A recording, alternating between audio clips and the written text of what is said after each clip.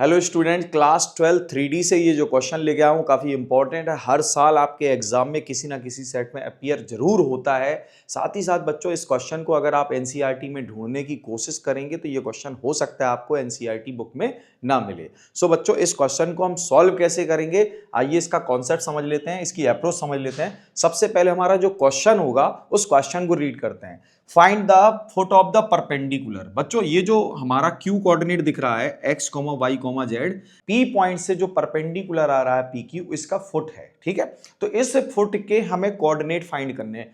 Find the foot of the perpendicular from the point 2, -1, 5 to the line. Line कौन सी होगी बच्चों? x minus 11/10 is equal to y plus 2/-4 equal to z plus 8/-11। ये हमारे पास line है और इस लाइन पर P से जो परपेंडिकुलर आया है उसका जो फुट होगा Q, उसके कोऑर्डिनेट हमें फाइंड करने होंगे। अच्छा, इस Q के जो फुट होंगे वो क्या होंगे, इसके कोऑर्डिनेट क्या होंगे बच्चों? इसका कोऑर्डिनेट होगा x, y, z, that is arbitrary coordinate. ठीक, सो ये हमें जो आर्बिट्रेरी कोऑर्डिनेट है ये फाइंड करने के लिए हमें क्या करना होगा बच्चों? इस पूरी इक्वेशन को किसी एक कांस्टेंट के इक्वल करना होगा। भाई ये तीनों के तीनों इक्वल हैं तो किसी ना किसी एक वैल्यू के इक्वल जरूर होंगे। सो सबसे पहले हम क्या करने जा रहे हैं बच्चों? x minus 11/10 is equal to y plus 2/-4 is equal to z plus 8/-11 is equal to lambda. This is constant. ठीक, अब क्या करूंगा मैं कि x माइनस 11/10 को इस लैम्डा के इक्वल करूंगा तो मुझे इस x की वैल्यू मिलेगी। x क्या होगा बच्चों? x होगा हमारा 10 लैम्डा प्लस 11। ठीक, ये हमारे बहुत काम की चीज हमको मिल गई। Similarly y plus 2/-4 is equal to lambda. So y is equal to मुझे क्या मिलने जा रहा है? -4 लैम्डा -2। ये हमें y की वैल्यू मिल गई। ठीक है, ये जो आर्बिट्रेरी कांस्टेंट है, सॉरी कोऑर्डिनेट है ना, क्यू के जो हमारे कोऑर्डिनेट हैं वो हमें मिलना शुरू हो गए। भाई ये तो कहीं भी हो सकता है ना। Similarly z plus 8/-11 is equal to lambda. So z equal -11 lambda -8। ठीक है बच्चों, तो हमें यहां पर देखा जाए तो Q के कोऑर्डिनेट मिल गए, बट ये एक्चुअल कोऑर्डिनेट तो नहीं है। ये अभी भी देखा जाए तो ये अभी भी क्या है, हमारे वेरिएबल फॉर्म में ही है। तो इनको हम एक्चुअल कोऑर्डिनेट में कैसे बदलेंगे? सबसे पहले देखो बच्चों, हमें क्या करना होगा, इस लाइन PQ के डायरेक्शन रेशियोज फाइंड करने होंगे। अब डायरेक्शन रेशियो क्या होंगे PQ के? Direction ratio of line PQ। इस PQ के डायरेक्शन रेशियो क्या होंगे? ध्यान से देखो बच्चों, ये हो जाएंगे x माइनस 2। सो ये हो जाएगा हमारे पास A1 x माइनस 2, बट यहां x की वैल्यू हमारे पास है 10 लैम्डा प्लस 11। तो मैं क्या करूंगा, यहां पर 10 लैम्डा प्लस 11 माइनस 2 लिखूंगा। ठीक है, तो मुझे A1 मिलेगा।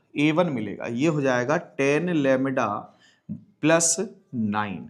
सो बच्चों, हमको A1 मिल गया। सिमिलरली ये देखो हमारे पास क्या होगा, B1 क्या मिलेगा हमको? B1 मिलेगा बच्चों y माइनस 1 यानी कि y प्लस 1। तो ये हो जाएगा y प्लस 1। अब y क्या है? y है हमारे पास -4 लैम्डा -2, -4 लैम्डा -2, और यहां बच्चों क्या था? +1। तो हमें B1 की वैल्यू मिल गई। B1 की वैल्यू क्या मिली? -4 लैम्डा -1। ये आ गया B1। ओके, यहां तक सभी को बात क्लियर हो गई होगी। देखो बच्चों, अगर आपको ये मेथड क्लियर हो रहा है और ये क्वेश्चन समझ में आ रहा है तो वीडियो को लाइक करने में जरा भी देर ना लगाएं। और अगर आप चैनल पे नए हैं तो चैनल को सब्सक्राइब भी करें। ठीक है, ताकि ऐसे ही क्वेश्चन आपको डेली मिलते रहे। ठीक है, ऐसे ही बेस्ट क्वेश्चन आपको मिलेंगे। बच्चों क्या करना होगा अब हमें करना होगा इस z-5 का z और 5 का डिफरेंस निकाल लाऊंगा, दैट इज C1। सही, C1 क्या होगा? z-5 इट मीन्स जेड क्या था, जेड था -11 लैम्डा -8 -5, ठीक है। तो ये क्या हो जाएगा C1, ये जो C1 है बच्चों, ये जो C1 है हमारे पास, ये हो जाएगा -11 लैम्डा -11 लैम्डा -13, ये C1 की वैल्यू आ गई, ठीक है। ये C1 की वैल्यू आ गई। अब कह रहे हैं सर इससे होगा क्या, फायदा क्या है। देखो बच्चों, हमारे पास एक लाइन गिवन थी, है ना, लाइन गिवन थी। ये जो लाइन है ना, लाइन 1, इसके भी तो डायरेक्शन रेशियोज होंगे। वो डायरेक्शन रेशियोज कौन है, 10 -4 -11। तो DC या DR ऑफ लाइन L, ठीक है, लाइन L के जो DR होंगे वो क्या होने जा रहा है बच्चों, A2 क्या है हमारे पास 10, B2 वो कौन है भाई, वो है -4, एंड C2 कौन है भाई, ये है -11। अब एक बात बताओ आप, अगर ये दोनों लाइनें परपेंडिकुलर हैं, PQ और L दोनों ही परपेंडिकुलर हैं, PQ और L दोनों ही परपेंडिकुलर हैं, तो इसका मतलब दोनों के डायरेक्शन रेशियोज के प्रोडक्ट का सम 0 होगा। The sum of the product of direction ratios of both line is 0, so they are perpendicular. So मैं कहूंगा यहां पर A1 A2 plus B1 B2 plus C1 C2 is equal to 0 भाई, क्योंकि ये तो परपेंडिकुलर ऑलरेडी है, ये तो परपेंडिकुलर है, और अगर ये परपेंडिकुलर हैं तो इनके डायरेक्शन रेशियोज के प्रोडक्ट का जो सम होगा वो 0 होगा, ठीक। तो क्या करना है भाई, वैल्यू रखना है। ये क्या है, ये है 10 लैम्डा प्लस 9, मल्टीप्लाई किससे करूं भाई, मल्टीप्लाई कर दो सर 10 से, प्लस प्लस प्लस -4 लैम्डा -1, इसका मल्टीप्लाई किससे होगा, -4 से, ठीक है। और ये गलती बिल्कुल ना करना कि यहां माइनस लगाने के पहले मल्टीप्लाई ना लगाओ, तो मल्टीप्लाई तो बहुत जरूरी है, ठीक।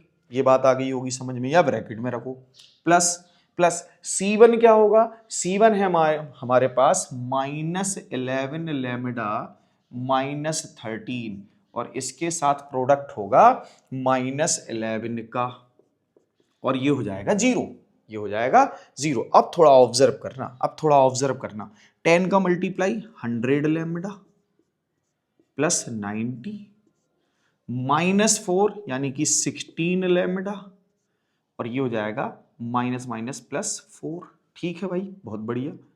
प्लस प्लस ये 11 कितना होता है, 1 to 1 लैम्डा, वो भी प्लस का, और ये हो जाएगा प्लस का। भाई देखो 13 बन जा 13, एंड 13 बन जा 13 अगेन, एंड 14 1 4 इक्वल 0। अब क्या करना, एक बेसिक कैलकुलेशन ताकि हमें लैम्डा मिल जाए। तो बेसिक कैलकुलेशन क्या होगी, 100 लैम्डा 116 और ये कितना हो जाएगा, अच्छा इसको देखो 100 और ये कितना हो जाएगा 221 और 16 हो जाएगा 237 लैम्डा। बड़ा नंबर है भाई, बड़ा नंबर है, ठीक है। अब इसको ऐड कर लेते हैं, 90 और ये हो गया 94 और ये कितना है 143, तो ये हो जाएगा 7, ये हो जाएगा 13 और ये हो जाएगा 2। भैया ये भी हो गया तुम्हारा 237 इक्वल 0। क्या आपको ऐसा नहीं लग रहा लैम्डा की वैल्यू -1 आने वाली है? So lambda is equal to -1। भाई लैम्डा आ गया हमारे पास, लैम्डा आ गया। अब लैम्डा जब आ गया है तो मैं लैम्डा की वैल्यू पुट करूं, कहां करूं भाई, देखो ध्यान से, लैम्डा की वैल्यू पुट करूंगा मैं x में, y में और z में, ताकि मुझे ये x y z की वैल्यू मिले, फुट ऑफ द परपेंडिकुलर मिलेगा। तो मैं क्या कर रहा हूं, इस x की वैल्यू निकालता हूं। सो x इज इक्वल टू कितना था भाई, 10 इंटू -1, 10 इंटू -1 -10 प्लस 11 यानी कि 1, ठीक। देखो ना, जब इसमें बच्चों आप इसमें -1 वैल्यू रखेंगे लैम्डा की तो क्या मिलेगा, 1 मिलेगा। अच्छा यहां पर लैम्डा की वैल्यू -1 रखें, यहां लैम्डा की, तो ये +4 -2 यानी कि 2, y is equal to 2। And जब यहां रखेंगे आप वैल्यू तो ये कितना होगा, ध्यान से देखो, ये हो जाएगा +11 -8, सो जेड हो जाएगा आपका 3। सो बच्चों ये आ गया हमारे पास फुट ऑफ द परपेंडिकुलर, ये आ गए foot of the perpendicular. It mean Q के कोऑर्डिनेट, क्यू के कोऑर्डिनेट 1, 2, 3। अब हमें चाहिए डिस्टेंस, पी क्यू की डिस्टेंस। सो पी क्यू देखो मैं यहां निकाल लेता हूं, ठीक है, इस जगह पर मैं पी क्यू फाइंड कर लेता हूं, इतनी सी जगह पे पी क्यू फाइंड हो भी जाएगा। कैसे? देखो P Q is equal to वही डिस्टेंस फॉर्मूला, 3D वाला नहीं, 3D वाला नहीं, कोऑर्डिनेट वाला, ठीक है। तो ये क्या था बच्चों? ये था 1, 2, 3। तो क्या करेंगे? 2 - 1 whole square plus 2 + 1 whole square plus 3 - 5 whole square, ठीक। ये हो जाएगा P Q is equal to, ये हो जाएगा बच्चों 1, ये हो जाएगा आपका 9 और ये हो जाएगा आपका 4। देखो ये आ गया आपके पास 4 1 5 14 रूट 14 यूनिट। ओके बच्चों, सो ये हमारा फाइनल आंसर आ गया। ये काफी इंपॉर्टेंट क्वेश्चन है। आई होप बच्चों आपको इसका सॉल्यूशन क्लियर हो गया होगा। अगर आपको इसका सॉल्यूशन क्लियर हो गया तो बच्चों वीडियो लाइक करें, चैनल को सब्सक्राइब करें, साथ ही साथ बेल आइकन को दबाना बिल्कुल ना भूलें। Thank you.